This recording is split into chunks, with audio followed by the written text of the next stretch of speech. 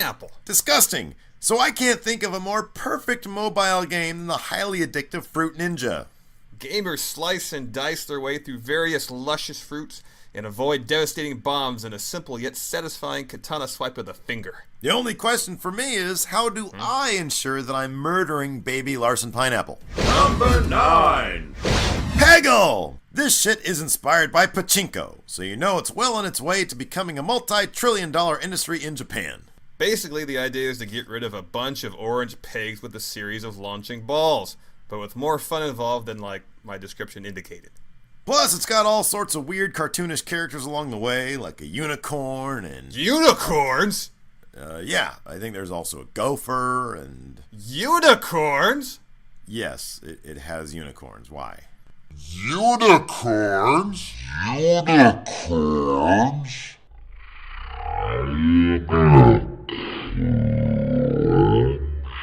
Number 8.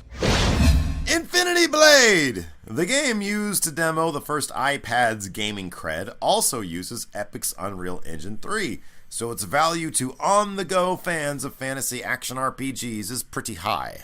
Infinity Blade shows that sophisticated graphics translate smoothly to the mobile game device. As do nerdy fantasy role-playing games. Whoa, hold on there, friendo. Who you calling nerdy?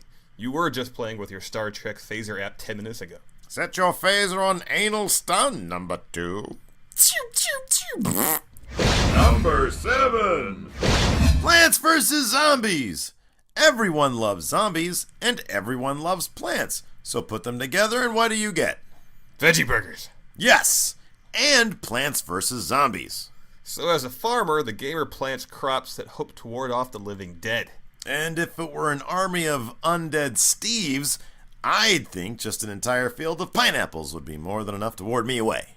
Actually, a single pineapple would be enough for you, friendo. They really are just the devil's fruit, you know. No, that's true. No, they're not. They're sweet. They're delicious. Biblical. That's in the Bible. Number 6. Flight control!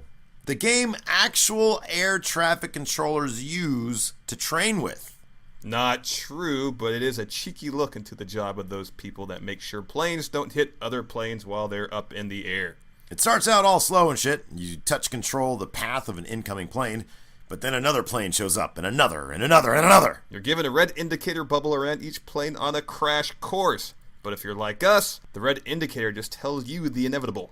That we're better off making silly internet videos than directing people-filled death missiles. Number 5. Monkey Island 2 Special Edition. What's old is new again, Larson, with the Monkey Island series now on iOS devices. The ever-popular Pirate series dropped on the iOS this year, and the second entry is the one that always got our nostalgia strings cooing. The adventures of Guybrush Threepwood and his arch-nemesis LeChuck have entertained for over 20 years. Good fucking God, we are old. I know, man. I was 32 when the first game came out in 1989. Did you know I'll be retiring in less than 10 years from now? And let me ask you this. Yeah. How much do you have saved up in your retirement fund? I have a pretty healthy sum of about $13 in a fund I call my New York Vacation Fund. Oh, I think you'll be A-okay, friendo. Number 4.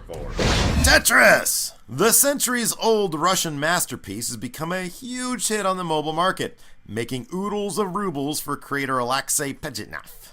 The game that tops my fave game list is just as addictive on the smartphone or tablet, and is an entertaining time killer, whether you're standing in line at the grocery store or waiting for the school bus to pull up down the block. Wait, why would you be waiting for a school bus? Oh. Doodle jump! We're not moving on from that. I want to know, why are you moving? Doodle jump! Number 3. Doodle jump! Looks like a hasty classroom doodle, and it involves jumping.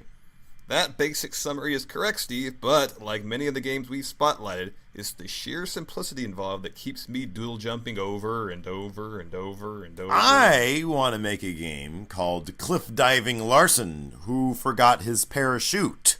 I would play that game. Yeah? Yeah, but only the light version. If I want to see me go splat on the ground, I'll do it IRL. Ooh. Believe me, Steve. I've thought about it. That is grim, friendo. Number 2. Angry Birds! The world-famous Angry Birds got their start back in the 2008 and have sold over 12 million downloads on the Apple App Store alone. Their insane success led to the Birds getting spin-off variations of their own game in the form of Angry Birds Seasons, in which the Birds blast through various holiday-themed levels. And Angry Birds Rio, in which the birds show up in the Rio universe, based on the popular 20th Century Fox movie. There's even a rumored stop-motion movie in development, but all of that would be nothing if not for the sheer addictiveness of the Angry Birds game itself. See, it's like crack, but with more bird shit involved and less crack whoring. Yeah, we need to work on our metaphors a bit.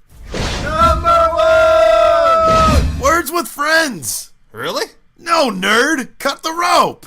Nom loves the candy, Larson. Who doesn't, Steve? So Nom's sugar-induced euphoria is incentive enough to play through each progressively challenging level on this physics-based game. Basically, there's a rope attached to candy, and you have to figure out how to deliver said candy to Nom's grills. Kind of like I have to figure out how to deliver my Euro lunch to my mouth without Steve stealing it first, but the opposite of that. I like those Euros, man. You need to cough it up. With the recent Toolbox edition, Nom can be fed candy, cupcakes, or